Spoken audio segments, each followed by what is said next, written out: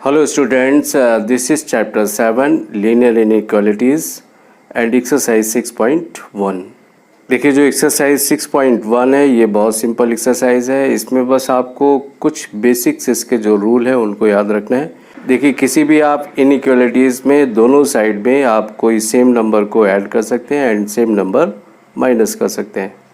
दूसरा रूल ये है कि इसके अलावा इनइक्वालिटीज़ में कोई सेम नंबर दोनों साइड में मल्टीप्लाई किया जा सकता है और सेम नंबर दोनों साइड में डिवाइड किया जा सकता है। इसके अलावा देखिए दोनों साइड इनइक्वालिटीज़ में हम किसी माइनस के नंबर से उसको मल्टीप्लाई भी कर सकते हैं या डिवाइड कर सकते हैं, लेकिन इससे एक चेंजेज आता है कि जो उसका इनइक्वालिटी का साइन है वो चेंज हो जाता है। अगर आपका लेस देन वाला वो रिवर्स हो जाता है, उसका जो साइन है वो आपका रिवर्स ऑर्डर में आ जाता है। इन रूल्स को याद रखेंगे तो क्वेश्चंस आपके बहुत बेसिक्स हैं, बहुत सिंपल क्वेश्चंस हैं। तो हम लोग जल्दी से इस एक्सरसाइज को स्टार्ट कर लेते हैं। So let us start now. This is question number 1। Solve 24x less than 100। इसमें देखिए जो कंडीशन दिया हुआ है आपका, ये फर्स्ट कंडीशन है x is a natural number and जो सेकंड कंडीशन है x इज़ एन इंटीजर। इस केस में आपको इसकी वैल्यूज़ को बताना है। तो यहाँ देखिए क्वेश्चंस बहुत सिंपल होते हैं। इसमें आप सिर्फ जो रूल्स हैं इनइक्वालिटीज़ के उनको याद रखेंगे। The given inequalities is 24x is less than 100। Then देखिए 24 से हमने दोनों तरफ इसको डिवाइड कर दिया है। इट मीन्स 25/6 आ जाता है ये कैंसिल होने के बाद। 25/6 मीन 4 पॉइंट समथिंग ये आएगा। तो देखिए इसका जो आंसर आएगा वो 4 पॉइंट समथिंग आएगा, 4 पॉइंट समथिंग आएगा। इट मीन्स जब देखिए अब फर्स्ट कंडीशन में क्या था, x is a natural number और इनइक्वालिटीज़ क्या कह रही है, x की जो वैल्यू होगी वो 4 पॉइंट समथिंग से कुछ कम होगी। 4 पॉइंट कुछ आएगा, यहाँ पे समथिंग आएगा, तो उससे कम होना चाहिए। तो नेचुरल नंबर क्या होते हैं आपके, जो उसकी वैल्यू होगी 1 2 3 4 तक होगा। 5 नहीं हो सकता है क्योंकि ये 4 पॉइंट समथिंग से नीचे है। हेंस द सॉल्यूशन इज़, अगर नेचुरल नंबर है फर्स्ट केस में ये आता है एंड इंटीजर्स लेस देन 25/6 है, 25/6। तो आप देखिए ये 4 से less than and minus side में ये कंटिन्यू रहेगा, क्योंकि जो कंडीशन कह रहा है 25/6 मीन 4 से कम होगा आपका इंटीजर्स और होल नंबर में वैल्यू आएगी। तो ये आपका इधर देखिए -3 साइड में ये कंटिन्यू रहेगा। तो देखिए इसमें कुछ ज़्यादा बताने लायक है नहीं, सेम क्वेश्चंस है, सारे क्वेश्चन का सेम सॉल्यूशंस है। कुछ इक्वेशंस आपको थोड़े बड़े लगेंगे बट करने का सबका तरीका सेम है। ये देखिए आज जैसे क्वेश्चन नंबर 3, यहाँ पे आपने इक्वेशन लिखा और इसके बाद 5x - 3 लेस देन 7। अब देखिए -3 को रिमूव करने के लिए क्या करेंगे, जैसे ये 5x - 3 लेस देन 7 है, तो -3 को पहले हमें यहाँ से रिमूव करना है, x की वैल्यू फाइंड आउट करना है। देन 5x - 3 + 3 करेंगे तो इधर भी 7 + 3 कर देते हैं।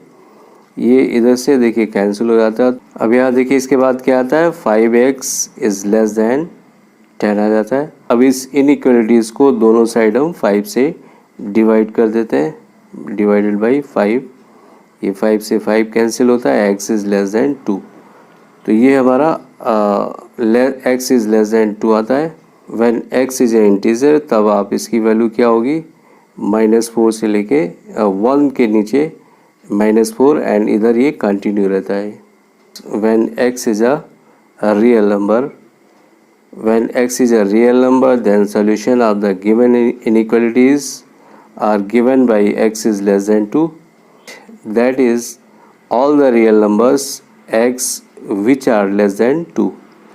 अब देखिए जो भी वो सारे के सारे रियल नंबर्स जो लेस देन 2 है वो सब इसमें आ जाते हैं।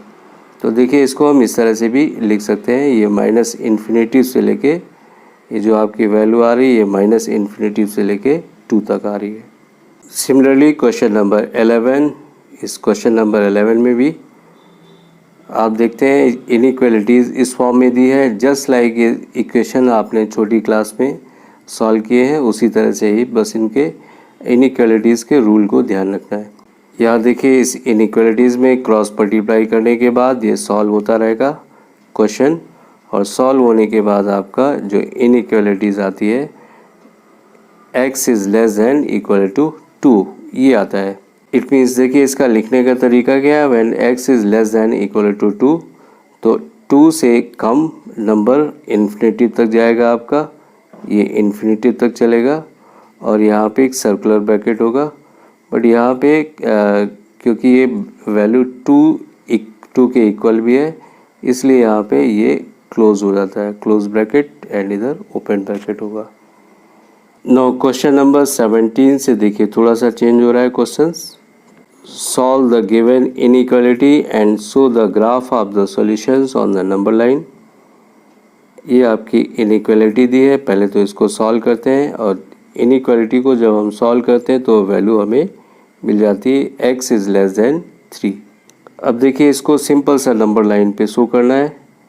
तो देखिए since number is less then 3 तो सिंपल सा हमने रियल नंबर लाइन को ड्रॉ किया और ये नंबर 3 से कम है इसलिए इस साइड में इसको मार्क किया गया और इस साइड में देखिए एरो लगा, अभी ये कंटिन्यू है क्योंकि नंबर इज़ लेस दैन 3। तो पॉजिटिव साइड में देख रहे हैं 3 के इक्वल नहीं है। अगर ये 3 के इक्वल होता तो आपका डॉट इस तरह का होता जो एक कंप्लीट फिल डॉट होता। क्वेश्चन नंबर 21 से देखिए थोड़ा सा चेंज हो रहा है question. Ravi obtained 70 and 75 marks in the first unit test, find the minimum marks he should get in the third test to have an average of at least 60 marks। देखिए वो ये कह रहा है कि फर्स्ट और सेकंड टेस्ट में उसको 70 and 75 मार्क्स मिलते हैं, तो अब थर्ड टेस्ट में कितने मार्क्स होने चाहिए ताकि उसका एवरेज 60 कम से कम 60 हो, 60 मार्क्स।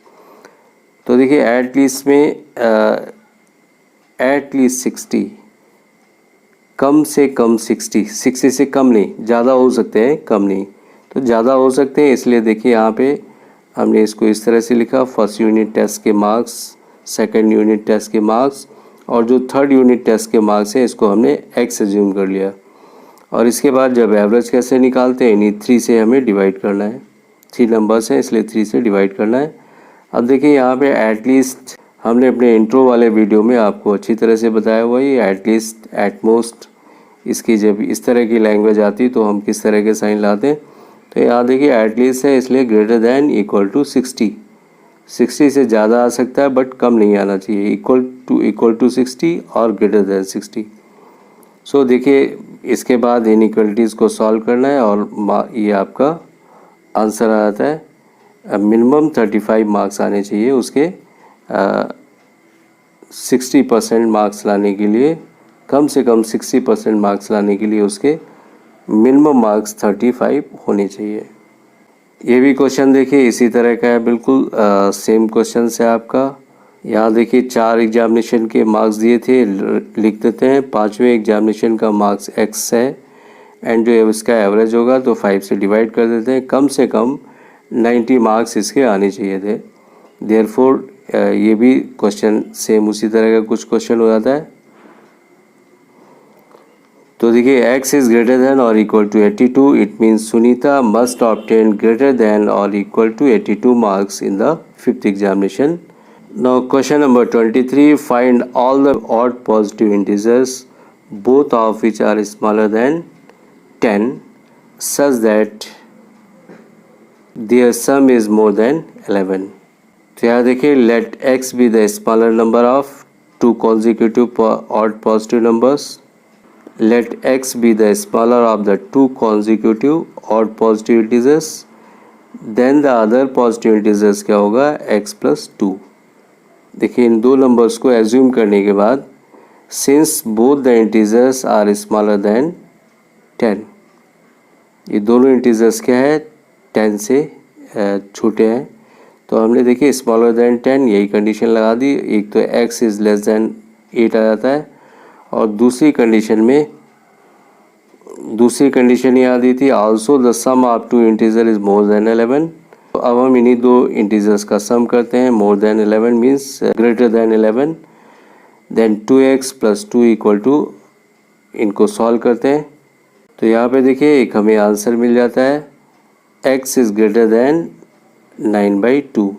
इट मीन्स x की वैल्यू क्या है, 4.5 से ग्रेटर होनी चाहिए। Then from equation first and second we obtain x is an odd number, x can take the values 5 और 7, क्योंकि यहाँ देखिए कम से कम ये 4.5 से बड़ा होना चाहिए और यहाँ पे दोनों इंटीजर्स थे, तो एक 4.5 से जो बड़ा नंबर आएगा वो क्या होगा, 5 होगा।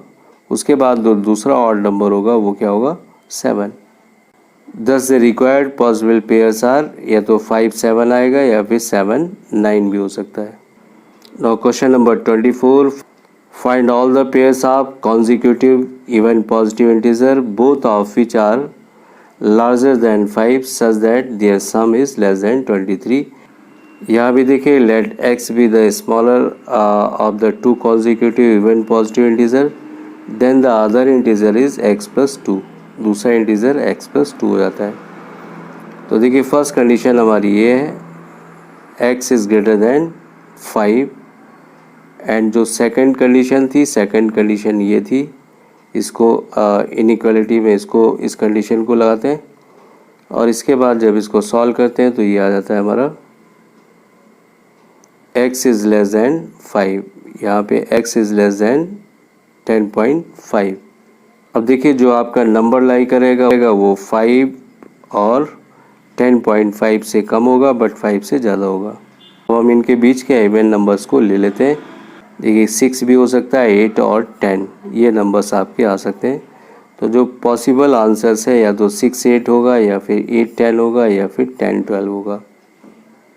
10 12 भी हो सकता है, देखिए यहाँ क्योंकि इन दोनों का sum 10 plus 12 equal to 22 and it is less than 23, ये 23 से छोटा आ रहा है। Now question number 25, the longest side of a triangle is 3 times the shortest side. किसी ट्राइंगल की लॉन्गेस्ट साइड 3 टाइम्स है शॉर्टेस्ट साइड से, and the third side is 2 centimetre shorter than the longest side, और जो तीसरी side है उसकी longest side से 2 सेंटीमीटर कम है। If the perimeter of the triangle is at least 61, देखिए at least 61 it means greater then और इक्वल टू 61 का कंडीशन को लगाना है। यहाँ देखिए अगर सबसे शॉर्टेस्ट साइड को हमने x एज्यूम कर लिया, देन लॉन्गेस्ट कितना हो जाएगा, इसका 3 टाइम्स था, और जो थर्ड साइड थी वो लॉन्गेस्ट से 2 सेंटीमीटर छोटी थी। तो इस तरह का एजम्पशन हो जाता है। अब इसमें इसके बाद सीधा सीधा कंडीशन लगाना है। क्वेश्चंस बहुत इजी है। इसके बाद देखिए यहाँ क्या था, पेरीमीटर ऑफ ट्राइंगल, ये क्या होना चाहिए था, ग्रेटर देन और इक्वल टू 61, एटलीस्ट 61 था, इसलिए यहाँ पे कंडीशन क्या लगाएंगे, ग्रेटर देन और इक्वल टू 61। तो इसके बाद आप इसको सॉल्व कर लेते हैं। आंसर आपको x इज़ ग्रेटर देन और इक्वल टू 9 मिल जाता है। देखिए minimum length of the shortest side is 9 centimetre, ये आपका आंसर हो जाता है। Now question number 26, question number 26 भी आपका ऊपर वाले क्वेश्चन की तरह ही है। A man wants to cut the 3 lengths from a single piece of board, length 91 centimetre. देखिए इस चीज़ को हमें ध्यान रखना है, जो कंडीशन इम्पोज करेंगे यहाँ पे, तो किस तरह की कंडीशन होगी, इसमें 91 से कम हो सकता है, 91 से ज़्यादा नहीं हो सकता, उसके इक्वल हो सकता है। तो इस तरह की कंडीशन को लगाना है। इसके बाद देखिए यहाँ पे कंडीशंस को रीड कर लेंगे इस क्वेश्चंस की। यहाँ पे देखिए जो सबसे शॉर्टेस्ट पीस था उसको x सेंटीमीटर एज्यूम कर लिया गया, एंड सेकंड और थर्ड पीस को हमने x प्लस 3 और 2x एज्यूम कर लिया है according to condition given in the question. अब देखिए क्योंकि तीनों की लेंथ आपका 91 सेंटीमीटर के इक्वल हो सकती है या उससे कम होगी, इससे ज़्यादा नहीं हो सकती, तो आप देखिए इन तीनों लेंथ को आप प्लस कर देते हैं, x centimetre plus x plus 3 plus 2x centimetre less than 91। अब जब इसको सॉल्व करते हैं तो सॉल्व करने के बाद x की वैल्यू क्या आती है, लेस दैन और इक्वल टू 22। इसके अलावा देखिए also the third piece is at least 5 centimetre longer than the second piece. देखिए अकॉर्डिंग टू कंडीशन जो इसका थर्ड पीस है वो सेकेंड पीस से 5 सेंटीमीटर बड़ा है। तो इस कंडीशन लगाने को के बाद भी एक जो हमें x की वैल्यू मिलती है, it is x is greater than और इक्वल टू 8। देखिए यहाँ फ्रॉम इक्वेशन नंबर 1 एंड 2 से जो हमें x की वैल्यू मिलती है, it is greater than equal to 8 और less than equal to 22। Therefore, thus the possible length of the shortest board is greater than or equal to 8 but less than or equal to 22 centimeter. This was the last question of this exercise. Next exercise में आपसे फिर से मिलेंगे, तब तक के लिए thank you. Have a nice day.